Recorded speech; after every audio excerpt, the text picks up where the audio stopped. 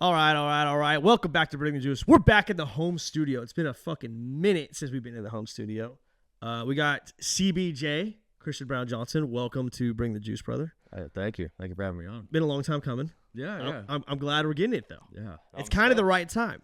Oh, so it's perfect time. So let's just dive right into it because, I'm almost taking a Joe Rogan approach to this today where you have a genuinely, interesting thing going. It's not me interviewing an NFL guy about, tell me about the adversity you face, the business of the league. You're out to set a world record of something that's very unique. You got the hat on, Project 5077. Go ahead, say your spiel. Yeah. So Project 5077, it's 50K run, 7 continents, and 7 consecutive days. That makes sense. Yeah. I didn't know if that was a random number or not. No, I'm a fucking idiot. No, I figured out it kind of fits, and I just went with it. It flows too. Yeah. How did you decide? Well, let's backtrack. What's your history in running in general? So I always tell people that I was never a great athlete in high school. I became an athlete afterwards. I played football. I didn't start. I was kind of, second string, third string. Played golf, but I always had an engine. I had endurance. And after high school, got into running. I was racing some motocross and stuff like that. I've always kind of been an adrenaline junkie. And got into doing obstacle course racing when I was 18. So Tough Mudder, Spartans, stuff like that. And just really fell in love with it. Started getting into CrossFit and just found this addiction. I just love training for these events. I just started doing so many of them. And then I started to get this itch of okay, how good of an athlete can I become? And then that just started increasing to doing 24-hour obstacle course races, 12-hour, races with team, 4-man team style. And then that led into triathlons, Ironmans, ultra marathons, all this stuff. So it's been a journey. It's been about 12 years now since I did my first obstacle course. So you just turned 18 and became a psycho, basically. Yeah. Well, I mean, it was kind of a weird start. My friend at the time, him and I had seen an ad for Tough Mudder, and we were talking about, we have to do one. Yeah. I ended up getting injured out in Pismo, dislocated my right hip, so I'm recovering, and then my boy actually ended up passing away in an accident. Wow. Sorry. And thank you. So I mean, being so young, and we were just got into college, Fresno State. And pretty impactful moment in my life where I'm like, hey, I got to do this race. I got to go do this run. And thankfully, a cousin of mine hit me up and he said, hey, I'm going to go do this Tough Mudder in Tahoe in September. And that was about 4 or 5 months after my boy had passed away. I said, dude, perfect. I want to go do it with you. Right. So I went and did it. And that's when I just fell in love with it all and kept rolling with it. Yeah. Is there, and listen, I'm not that up to date on these ultras and things of that nature. I'm a huge Goggins guy, so that's kind of that's my channel, that's my avenue through it. I read his books. I love his shit. Yeah. Is that a cliche thing, or being an ultra guy? Is he one of the goats in the industry? So I was just at Moab 240 a week ago. I was pacing with my buddies, and I didn't get to see Goggins just with the timing of things. I mean, going out to crew and pace. But yeah, he came in 21st place. My boy Eli Wiebe came in right after him. They hugged at the finish line. Wow. Yeah, I've met Cam Hanes before out at Cocodona 250. Cam's cool, but yeah, Goggins. I mean, all the videos I've seen of him, especially out at Moab just a week ago. He's Goggins. He doesn't change. There's no difference. It's not a front. He's gonna yell at you. He's gonna tell you to fuck off if he wants to. Whatever. It's just he is how he is. He's the guy, and that's what you're gonna get. That's fucking awesome. Yeah, man. Yeah. That's so sick. And then has this become a full-time gig for you at this point then? That's what I'm trying to get it to. Okay. So I do agricultural services. I'm an entrepreneur. I started my own owner-operated business 10 years ago, and I also do real estate on the side. I coach endurance athletes as well with a company out of Texas. But yeah, I'm at the point now where I'm trying to really get it to where my passion is going to give me dividends back. Right. I've spent a lot of money and a lot of time over the years really putting in the work. So. There's some investment into it. Oh, a ton of investment. But nowadays, it's all about your social media and how marketable Dude. it can be. Yeah. So, We just talked about it. Yeah. Yeah, you and I were talking, and even when I first hit you up about coming on, we're trying to raise money for the project. Right. It's definitely tough. That's been the hardest thing this year. The training is one thing, but trying to fundraise for something is even harder. I get it. Walk into like the finance side of this. Let's start with just the project itself. Yeah. Obviously, we're going to dive deep into, the logistics of it, which I'm very fucking interested in. But, start with how much are you trying to raise, and it's going towards Parkinson's, right? Yes, correct. Go ahead and lead us into that. Yeah, so in total, I'm trying to raise $120,000. Got it. So I have a goal of $50K that's going to go to the Michael J. Fox Foundation. Then the remaining is basically going to help fund the project expenses and all that's gone into it. Right. Definitely not a cheap project to put on, but it's been hard to really navigate how to tell the story and how to try to fundraise. It's like, do I just post a link for Michael J. Fox, or do I do a GoFundMe? And I've kind of done a little bit of everything. I've sold shirts, I've sold these hats, one I'm wearing right now. And it's been a great learning experience for sure. Totally. How to navigate it all. But yeah, all in all, trying to raise $120,000 in total. I've not even gotten close, but it's well, but you know what, man? Have you seen the movie Hot Rod? Yeah. Come on now. Hot Rod. Hey, there ain't close at all. Yeah. Rod Kimball does the jump, baby. Start cheering him to get up. Next thing you know, they're cheering him up. With fundraising, that might be the case. You might be on your last leg and you might hit $500,000. Who knows? So the logistics, it's 50 kilometers, which is, I did the math via Google, about 31 miles. Is that correct? 31.07. Okay. To be exact. There you go. Yeah. 7 days, Yes. 7 continents. Yep. I am a creative individual. Did you come up with that plan by yourself? Do you have a notebook where you're writing down all your ideas? You're like, this is the fucking one? Or were there other ideas on the table? Can you share them if so? So a little bit of both. So the way this worked was I saw an ad about mid-2024 on my social media. It's called the Great World Race. You can sign up to do 7 marathons, 7 continents in 7 days. And the company does all the logistics, all the flights, private chartered plane, cargo plane to Antarctica, everything. Wow. So I started thinking, I'm like, I want to do a Guinness World Record, and I want to do it worldwide because I know all these guys that are doing all this shit across the country or across the state and this and that. So I reached out to Guinness end of 2024 and I said, hey, like, what could I do with this structure and has it been done? Come to find out, there was a female that has already done exactly what I'm going to do, but no male has ever done it. Mm-hmm.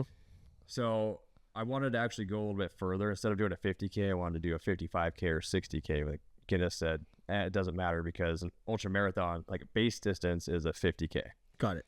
And if you don't do a 50K, you have to do a 50 miler or a 100K, which is 62 miles, or a 100 miler. Right. Like, well, with time, trying to run and then travel or fly around the world. Yeah.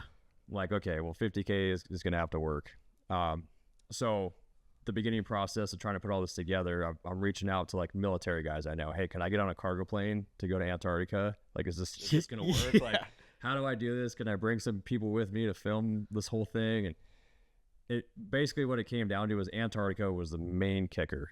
That I can imagine how it wasn't going to work. So I reached out to the Great World Race Company, got on a Zoom call with the owners, and they said, hey, we actually helped the female do this record 8 years ago. So we already know the logistics, how to get you through this, how to propose it, finalize it with Guinness at the end, all this. And I said, cool, how much is this? I said, well, it's $55,000. I'm like, shit. Right. So how am I going to make this one happen? So I had to really try to, bring some funds together up front and, get my down payment in with them. And, thankfully they break it up throughout the year for you. So it's not a one time, send us all this money. But the reality of it was if I tried to do this on my own and get a flight to Antarctica and everywhere else, it would have probably cost 6 figures plus to try to make sure I'm on every continent every single day. So, if this, you said it's the World Run Company, It's called the Great World Race. the Great World Race. So the Great World Race people, if people have already done the 7 continents, Yes. but what's differentiating you to get the world record? So because I'll be running a 50K, and everybody else that is going on this specific trip, they're doing a half marathon or marathon. Oh, got it. You're just going longer. Yeah, I'm just going a little bit longer. Yeah. So Still. yeah. Hey, I asked because we had an attempt, we failed on breaking the world record for longest game of Flip Cup recently. Yeah, I saw that. And we'll get it. We got the merch already. We'll get it. Yeah. But we were probably about 43 people short. A lot of logistics, a lot going into it. Also did it on a Fresno State home day where people who said they were bought in probably got too fucked up and then just walked away. It's doable, but I was in the process where I was dealing with Guinness quite a bit. Yeah. And they wouldn't approve of me because I have alcohol involved. That's like one of their red flags. They don't encourage people to, it's dangerous, right? But in the midst of it, I was looking at records that can be broken. And I'm not good enough at anything to break it. But the more you look at the records, you could almost just come up with shit, right? Yeah. Like I was going to do one, it's not set yet. It's like that's the biggest thing is do one that's not set yet. And they kind of do a baseline. The one I was going to break was the most putts made in 2 minutes from like 5 feet away. There's just not a line for it. Yeah. There's one for 30 seconds. There's one for 1 minute. But if I could technically be a world record holder because of it. Yeah. Yours is much more skillful and legit. So I love that. But are you going to have, one thing I did learn is if you want to have a rep, like you get the piece of paper that day, they got to come with you. You got to pay a certain amount of money. Are you going to have the person with you? Like there'll be a rep and all that? No. You're doing the video side of things then? Yeah. So basically all they need me to do is get 2 sources of GPS, basically like my watch that I'm wearing now, record it, 2 different sources, and then have 2 witnesses to witness it. Uh-huh. And then the witnesses have to send in a letter. So the director of the Great World Race is going to send a letter in for me once I finish it all up. What order are you running these races in? Like what continent order? Yeah. So I leave California November 10th. I get into Cape Town, South Africa, November 12th. Okay, so you're going Africa first? But we don't run Africa first, though. Okay. So we have a couple days of briefings, then we take a cargo plane and land in Antarctica. You start with Antarctica? Start with Antarctica. Okay. So it's a fly there, run, fly back, same day. I printed out a Nice. map today too, just for people to have reference. Remember, we could make sure that's flashed today. All right, so you're starting in Antarctica. Yes. Okay. Yep. Starting with my fucking crown. This is like 4th grade all over. Okay, start with Antarctica. Yep. So then we go back to Cape Town. Okay. We spend the night there, then run Cape Town second day. Then we go to Perth, Australia. Then we go Abu Dhabi, then Algarve, Portugal, Cartagena, Colombia, and Miami, Florida. So are some of these cities close to each other on continents then? No. Like I'm just looking at the map here. Like is there a city in Europe that's bordering Asia where you could just cross over and like spend the night on a Holiday Inn in Europe and, So and do there was actually another company that did the same structure with the marathons in every continent. right? And they did something like that. Yeah. They were at the border. So Right. They did one day and then crossed over. Did Did the they next too? day. Yeah. But we're freaking flying hours and hours to get to the next place. Is there a reason you're running in the cities you're running, or is that just where they picked the tour? That's where they picked, and for me, Logistically, that if you makes can sense. Logistically, take care of it. Cool. I don't have to worry about it. Right. I just know I'm landing on a different continent. And I got to run. So That's pretty nice. yeah. Yeah. No, that's why it was like the best option to go with them. Have you ran on any of these continents before, other than? Yeah, I mean, I've been to Dubai, I've been to Saudi Arabia, I've done a lot in the Middle East. To run? Yeah, Like you've gone to run? yeah, I raced in Saudi Arabia. last year. I raced in Kuwait this year. That's all, Middle East, but haven't been to Australia, been to Europe, haven't done South America. Obviously, I've never been to Antarctica. Yeah, Never been to Africa either. Yeah. So So you're like what, three for 7 there? 1, 2, like 2. 2 for 7? Yeah. All right. No, 3. Yeah, 3. 3 for 7. Yeah. Not bad. And then when you say I've been to Saudi Arabia to run, you go just for the certain races then? Yeah, I did a obstacle course race out there. Is that for the love of the game, or is there money involved, or how's that work? Yeah. I mean, love of the game. I got the race entry taken care of, but everything else Hotel and all that, Yeah. it's on you. We actually, I did a team, the team race there, and my team flew into Dubai, and we decided to stay there for 3 days prior to going into Saudi, and we just freaking went bananas, and we did everything we could in Dubai. We did skydiving, went to the top of the Burj, went out to the dunes, like everything we could do. Yeah. So sick. That's awesome. And then Saudi, I mean, we landed in this little town that like was in the middle of bumfuck nowhere. Like we're flying in through the desert, and I look down and there's just this big ass rock we're flying over, and I'm like, where? Like there's no runway. And all of a sudden we just land, Yeah. get out, and you're like, where are we? Like it's literally War just dogs. sand. Yeah, 100%. But I mean, it's so cool. As Americans, a lot of people see all this crap on the news and they think, oh, don't go to the Middle East. Right. But I freaking love the Middle East. Wow. Kuwait was cool too. I've heard that. Like I did 2 short course obstacle course races in February of this year, and it was literally right next to Death Road, where the Americans just freaking destroyed all the Iraqis as they were trying to leave Kuwait. Wow. It's like right there. Yeah. Wow. Pretty sick. That's deep. Yeah. Are you nervous about? I'm just, my head's on Antarctica right now. Yeah. First of all, that's just gonna be fucking sick. You got to get a keychain or something. I get a keychain. Yeah. What's the population of Antarctica? River, what do you got? Technically, I think it's 0. Nobody lives there full time. No. Yeah, It's no all time- research bases and military stuff. And you're going. Let's see. So you're going in November. Is it gonna be dark? So no. The reason why we're going November is because this is their summertime. It's the best time of Yeah, year. best time to go. So it's still going to be cold. It'll be like 16 degrees, and then we run on the runway back and forth. But the runway is all hard packed, so It's gonna be on snow. yeah, it's all hard packed though. It's still fucking snow. Yeah. But the race director said, I don't give a fuck if it's hard or soft.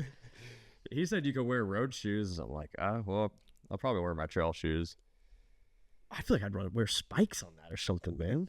Yeah, I've done quite a bit of running on snow. I've done You some have? snow races and stuff, but yeah. Yeah, it'll be fine. that's what I'm thinking. Antarctica. So on the Antarctica lake, you are running on the landing strip of Yeah. the airplane. Yeah. So you're not really experiencing Antarctica by any means. You're basically just landing, Yeah. checking the box, getting the Get fuck off out. the plane and start running. So the place is called Wolf's Fang, Antarctica. It's one of like the major landing spots or tourist spots. Sure. Yeah. Are you have? This is obviously a business trip, but like, do you get what? I'm just so interested in how Antarctica's gonna go. Yeah. Will there be polar bears, penguins? I don't know. It's a good question. Have you I hope so. considered going before to get a lay of the land, kind of? I mean, I think I've always wanted to go to Antarctica. Right. I've just never really put 2 and 2 together. Like, hey, Yeah. let's make this happen. Because Fuck. you can go by boat and go through the Drake's Passage, which is like this gnarly spot in the ocean that's super dangerous that you go through just to get there. Like I know a few people that have done that, but Because you're Yeah. coming from Africa, right? yeah, What's the flight from Africa? it's 5 hours. It's not that bad. I mean, it's not nothing. Yeah, and we're like legit on a cargo plane, like It's a cargo plane, a cargo plane. and it's just full of psychos who want to run. Yeah. And you're just gonna run a little bit further than them. Yeah. It's fucking legit, man. That's fucking legit. And you're specifically not staying in Antarctica that night because you want to get the fuck out of there.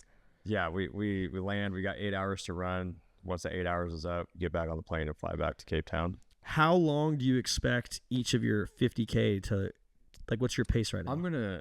So I actually ran one this morning through our orchard. And so I turned 50K today, so I ran a 50K this morning.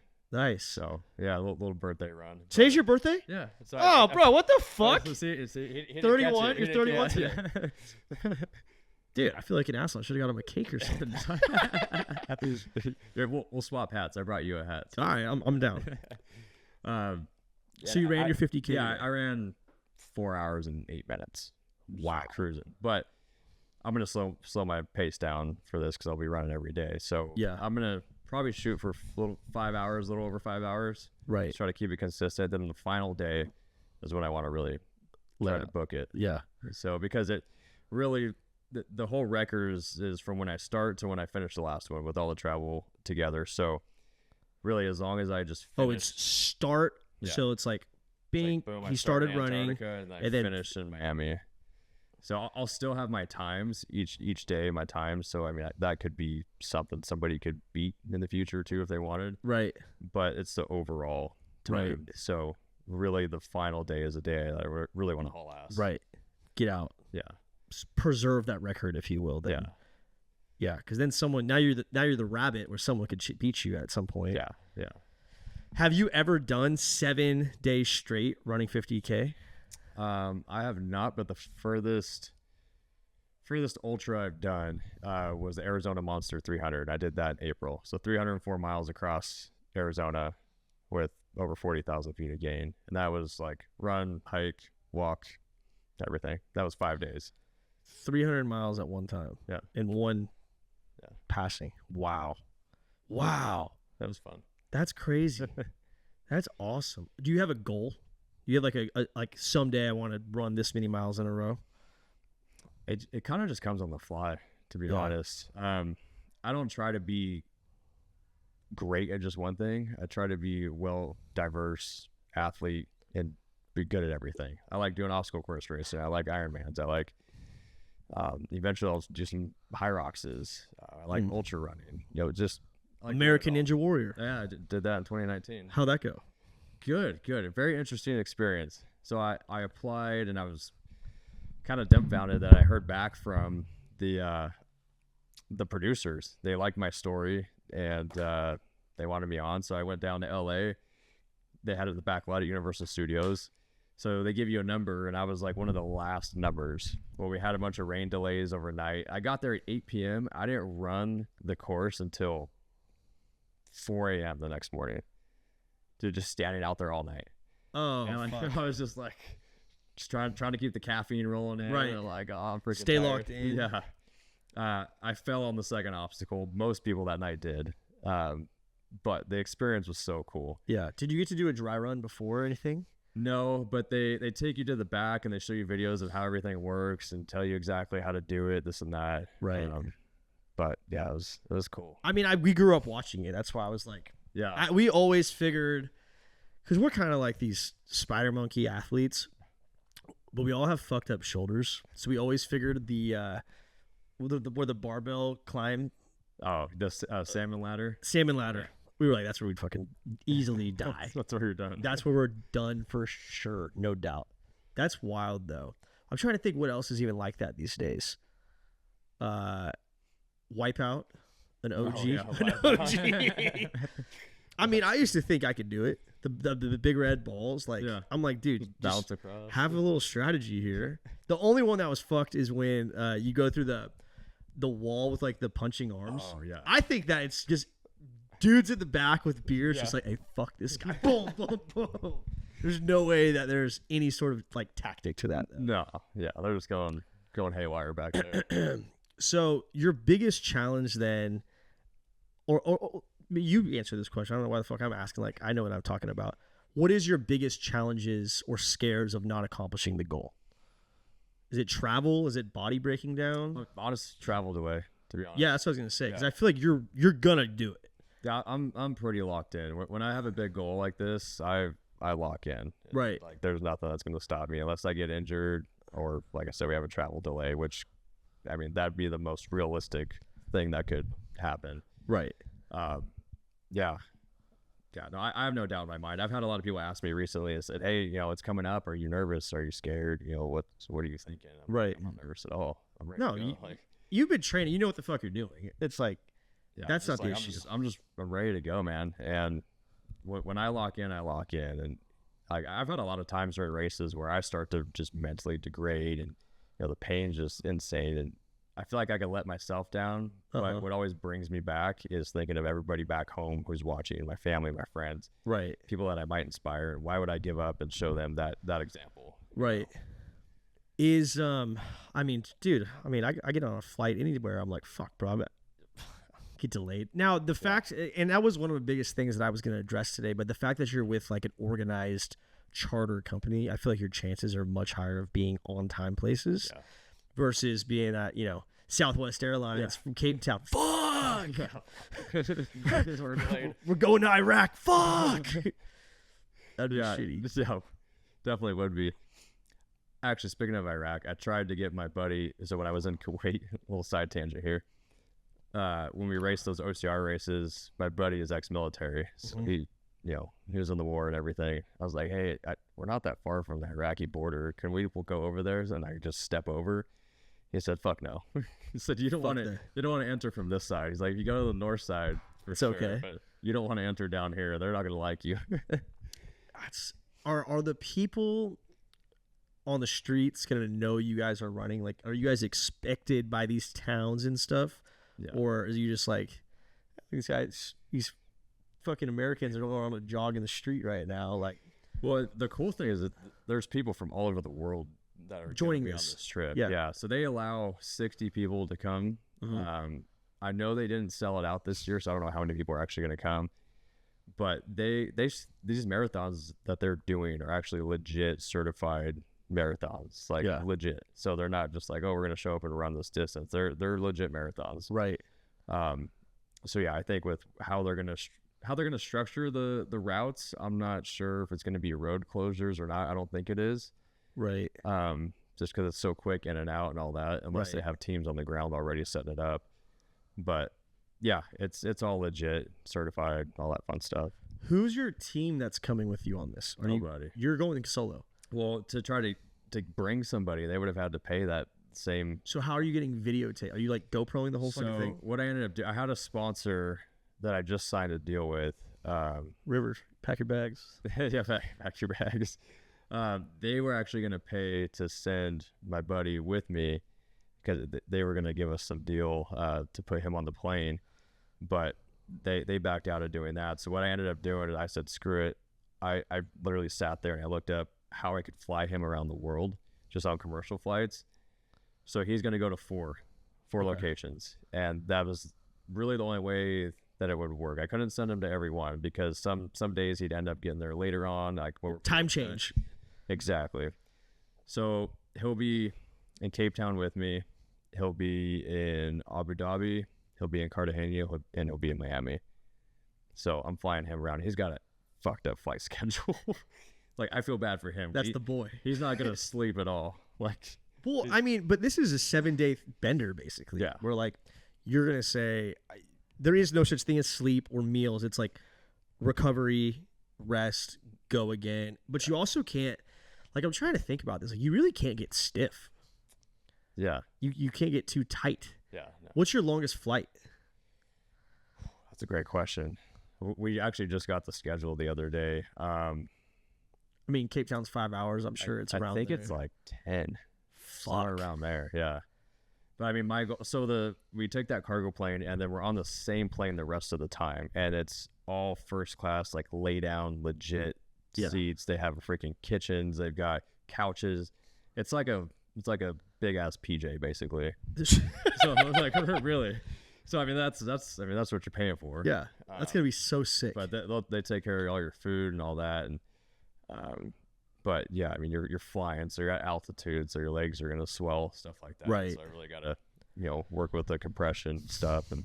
Right. Are you just gonna go compression? Are you gonna ice tub? Do you heat or any of that shit? I mean, we're really not gonna have the opportunity to, unless like the night we come back from Antarctica. That night we stay in Cape Town, and then I think we actually stay the night in Abu Dhabi. Just because we're there a little bit longer. So yeah, I could have some opportunity to. Do they have like a trainer or something like that? They've got a medical staff. Medical guy. Yeah. Yeah. They feed you. Yeah. Yeah, and they have like good. yeah. Oh, shit, I hope they do. Mickey D's. Yeah, I'll eat whatever. I don't care. Running so damn much. Fuck, man. It's just so unique. What are you gonna do when it's over? Like, you're in Miami, you're in the last leg. What are you I'm doing actually right now? flying home the next morning. I know, So but that night you got to be doing something. Well, what's really cool is my family. They about a month ago they said, "Hey, we're actually going on a cruise out of Miami, and we'll be there at the finish when you." Hell yeah. Which is so sick because my grandpa's gonna be there. And Nice. Probably gonna cry like a bitch when I finish. You know. It's all right. Sports can be emotional. Yeah, man. no, I love it, man. You know, I'm doing this in his honor and really doing it for him, and that's what it's all about. So I'm glad they're gonna be there. No, that'll be fucking awesome, man. I'm trying to think what else. I mean, from the perspective of training, what this is such a unique thing. Do you have a coach? Do you just kind of like off the dome be like, how fucked up, how much of a dark place can I go right now, or what? So I used to have a coach. She actually owns the company that I coach for. Okay. I started coaching myself about a year and a half ago. I mean, leading up to this, I've just done a lot of, different races this year. Right. Kind of just compounding what I call compounding interest with races. And I was doing a lot of 70-mile run weeks, a lot of trail running. And then the past couple of months, I converted to more road running. I lift 4 or 5 days a week, and I got into actually going over to Warrior Fitness. Got tied in with the owner of that gym, and he's super cool. So I've been going in there, kind of getting some hybrid high rock style training in. Yeah, that's been great. So trying to just retain muscle mass right now, and I've been doing 100-mile weeks. I did 4 weeks in a row, 100-mile weeks. Then did an 85-mile week, and this last week I did another 100. And part of that was pacing my boy at the Moab 240. I actually did 104 miles straight through with him to the finish. So yeah, just right now it's putting time in on feet. Right. Just so, I'm used to moving nonstop. Is there a like a unload before you take off? Like what point do you start that? Yeah. So practically next week You start tapering down. I'll probably put in close to 100 this week. Yeah. Then as of next week, it's going to start going down for sure. What are you going to be doing on the flights? Like, are you watching movies to take your mind off things? Are you listening to Goggins books on audio on repeat? Are you locked in? Are you taking your mind off it?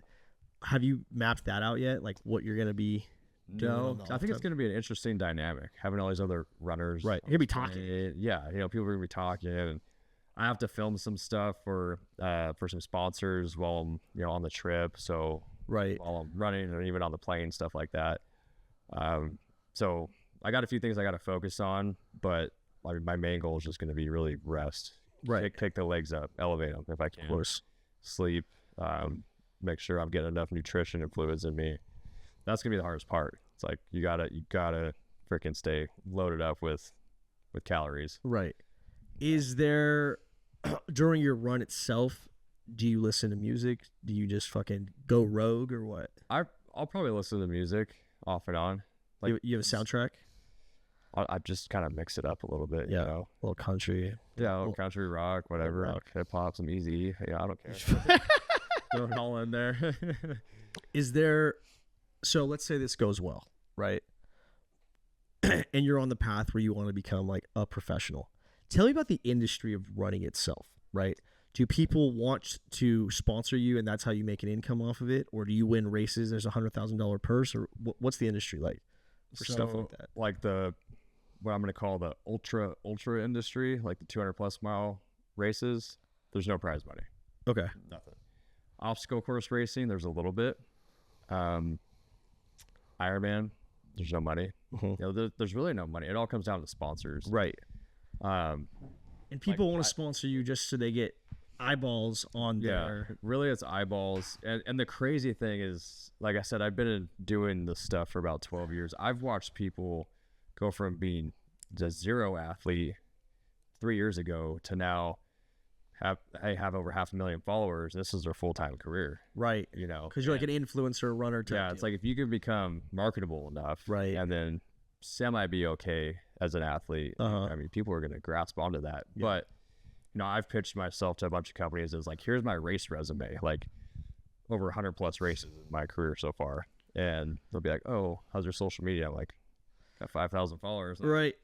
no, thanks. Oh, dude, it's like that. Yeah. I mean, when I was training to try to go to the Olympics as a skeleton athlete, through that process, I mean, I had not that 3,000 followers or something like that. And I had good times. There was guys who don't even have fucking Instagram that were like the best racers, and they were in the mix because they were the best racers.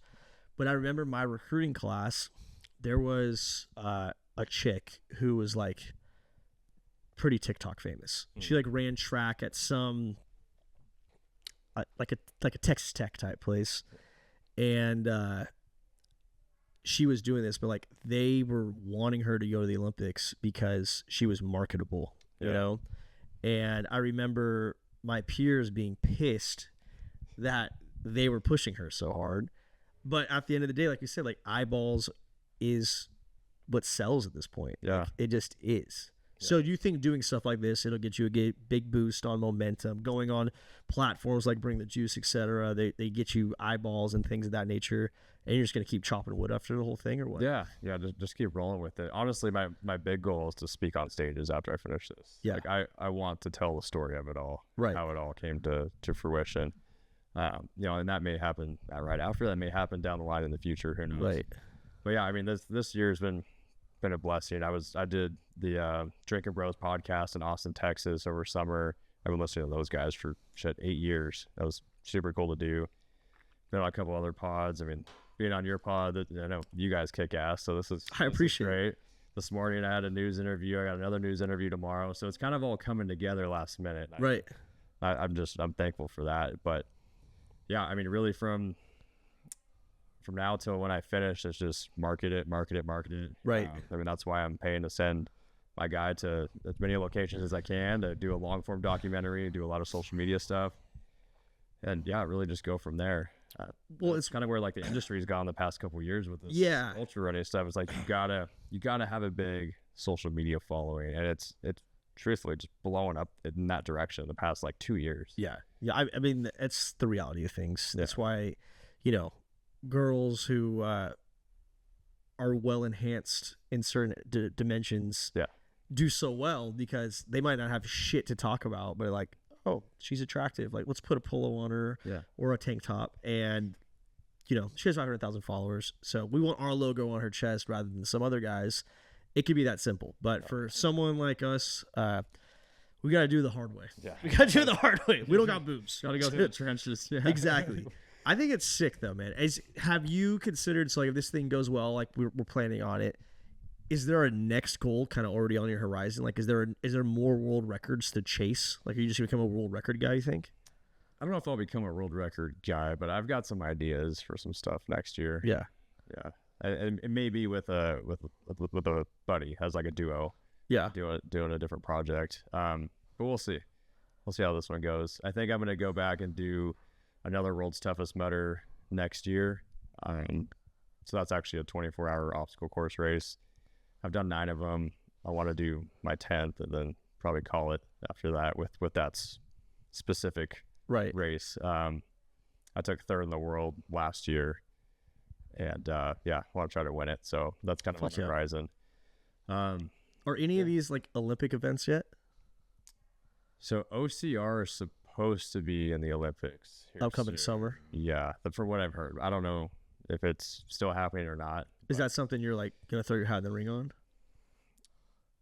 Potentially, you never know. You got to be really quick and really, really light and nimble. Like the guys that are lighter that can move a little faster and got good grip strength, like they'll fly through that kind of stuff. Right. I'm a little bit better on like the ultra side, like long course events, I like to call them, where it's just a lot of time when you're out there just grinding through the hard shit, and trying to do all these obstacles, or in and out of freezing cold water and mud all night long. That's where a lot of these guys they come from short course, they crumble, they can't keep up. Right. So that's kind of my forte, is the long endurance stuff. Mentally, can you pinpoint a time in a race or an event where like you hit the darkest point? I've had quite a few. Yeah. Tell me once. Monster 300 this past April. I got through the first 150 miles. Casual 150. So and I started off just hard. I was like, I'm gonna push myself and just see how this goes. I'm just gonna have to freaking hang on to the reins when everything falls apart. And so we started north of Tucson, and we come down. We went over the top of Mount Lemmon, all the way to the top, back down. Just freaking snow at the top. Slept a couple hours up there, come back down, and then we ended up. When you say slept, like you just found a tree and fucking slept in the back of the truck. So there's certain aid stations where your crew can come and meet you, so you can do clothes change, get food, you can sleep, or they have cots and stuff at the aid stations where you can sleep as well. Or always find a tree or rock, whatever. But it was just a totally crazy weather change going from the desert to snow. Come back down, and then we had literally a 60-mile segment of road going through Tucson. Like I remember going through a neighborhood at midnight, like the hood of Tucson, and there's nobody around me, and I got my headlamp on and just got my hydration vest on and all this shit. I'm like, where the fuck are we? Like, am I even in the right spot? and then you're going down along the river, and there's homeless people everywhere. I'm like, what's up, guys? I'm just like you right now. I'm living out here on the fucking sidewalk. Yeah. But I thought my A section would be on the trail, like that segment where it's 60 miles of road, and my freaking feet and ankles were so messed up at that point. And I just remember like all these people were starting to pass me, and it's late at night, and I'm like, dude, like I'm fucked up right now. Like I'm losing it. I'm just sleep deprived. So I texted my wife, and I said, I think I'm done. And I was just like 5 miles out from the next aid station where I was going to see her. And I didn't mean it. Like I knew I didn't mean it, but I had to put it out in the universe. Right. And her text back to me was like, no, you're not. Like, you're not done. Just keep moving. You're fine. You're going to get through this. I said, I know. I just had to tell you that. But like I hit that point where I was telling myself like, this fucking sucks. Yeah. But I knew that I wasn't going to give up. I've had a lot of moments like that, but have you gone down? Like injured? No. Have you like passed out, blacked out? No, I've gotten very close. Yeah. I've been very like delusional. What was it? 2023 World's Toughest Mudder in Texas. At the end of the race, my wife's got video of me. I came over this wall. I think I'm on my last lap to finish 100 miles, and I was talking to her like, dude, and I was slurring my words like, oh yeah, fuck, like, you had no clue what the fuck I was saying. But yeah, I've had a lot of moments where you just keep moving. It's like in the back of your mind, you think, I'm gonna just hit the ground any second now. Yeah, you're just pushing your body so hard. I've had a lot of sleep deprivation moments, seeing things, hallucinations. Just pacing my buddy last week at the Moab 240. I was sleepwalking at one point. Because I was crewing him a few days prior because we had another guy pace him for about 60 miles. And crewing, I mean, you're barely sleeping too because you got to go meet them. You got to drive like an hour and a half to go meet them at an aid station. And you're barely sleeping, taking some naps in the truck, whatever. So then I jump in with him, and we slept at one aid station, and then another one. He slept a little. I couldn't sleep. We go through this gnarly segment, and it's just dumping rain, and I'm kind of walking right behind him, and I started falling asleep and literally dreaming. And I would wake up, and I'd be like 20 feet to the left of him on the road we're walking on.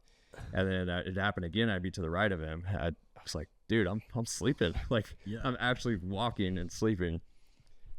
It's so strange. Like, what the body can go through and keep going. In those moments, do you have, I know how mental shit can get in sports, especially something like you're doing. Do you have like a quote, a sentence, a Goggins clip that clicks in your head like, I can't be a bitch right now. Like it's time let's go. Yeah. Push me going. When I was younger, first doing ultra stuff, it was very easy to let it, succumb to it. But then as you put yourself through more and more and more, it just gets easier and easier because you know what to expect. You know what the pain's going to be like. You know what the sleep deprivation is going to be like. You know what the cold is going to be like or the hot is going to be like. So it gets tough, but you can easily tell yourself, it's like, I've been through this before. Right. And like I know at the end of the day when I cross that finish line, guess what? It's all over. It's done. Right. I get to go sit in the freaking shower for an hour and Yeah. relax and then get in bed and go to sleep. Right. Like it's very easy to control now, and to really push myself. And like I said earlier, I like to just think of who I don't want to let down. So like, you know, if I really need to dig deep, I'll think about that. Finish up with, you know, you are a marketable commodity right now. If a company's listening to this or individual, it's like, dude, this is fucking sick. I want my logo involved or my name attached to it. What's the process? What's the rates? Like, what's that include right now in your warehouse? So I don't really have any set rates. I tried to do that throughout this whole process. It's more of like, let's have a conversation. Sure. How can I help you and your brand? How can you help me? How can you trust in me and help me build as an athlete on social media? That's the kind of companies I'm looking for. We got to be able to help each other and trust in each other. Obviously, I don't have a big following on social media, but I have a resume that's more extensive than most of these guys are going to find out there who may have big followings or doing the same thing. Right. But yeah, I mean, people want to attach their business to this. They can reach out to me on social media. We can have a conversation. I can put your logo on the shirts I'm going to be wearing. So when I run, I'm going to have shirts that have names of people who have sponsored, the name of a person that they know of that has Parkinson's or that has passed away. So I'm going to have all these names on the back of the shirt, and then company logos who have donated, sponsored, stuff like that all over the shirt. That's sick. Yeah. So we'll have a lot of media coverage with, you know, that shirt and logos and stuff like that. Obviously I can do a lot of social media reels and stories and whatever. The marketability's there. Yeah, it's there, and I'm open to anything. Well, Christian, I'm excited for you, man. I hope you kick ass in this thing. It's a crazy thing, but like, it's fucking sick, man. It's really unique. Like I said, I'm genuinely like interested in it. It's interesting. It's being a sports guy. It's like, it's just different. It's fucking different. It's for a cause, which is always good. I know the dabbles of the world record side of things, and it's like, it's not just, oh dude, we're breaking world record. Like, there's a lot that goes into it. I mean, I kind of did it that way, but like, there's a lot that's going into this, and I know it's not something that, you know, you could just do either. Like, it's not like this is something that's just, oh yeah, it hasn't been done. Like, there's very few people that could pull this off. So I tip my hat. Be sure to follow CBJ on IG and the journey. You take, this starts mid-November. Yeah, November 15th to the 21st. And there's going to be updates daily. Yeah, so actually the Great World Race is going to be doing a live stream on Twitch of their marathon race. I mean, obviously I'll be in and out of that because I'll be running alongside everybody. Right. So yeah, it'll be live streamed. That's awesome. Yeah, and I'll be doing a bunch of updates on social media whenever I have signal. So whatever I have signal. Yeah, hopefully they got the Penguin Verizon version out there in Antarctica. Yeah. So that would be sick, man. Well, best of luck to you. Appreciate you sliding on, bring the juice. We'll have to chop it up once you finish this thing, man. Yeah, I appreciate you having me on, man. Awesome. You've been kicking ass on your end over here, so I'm thankful to be on. Trying, brother. Thank you. Yeah, thank you. Easy.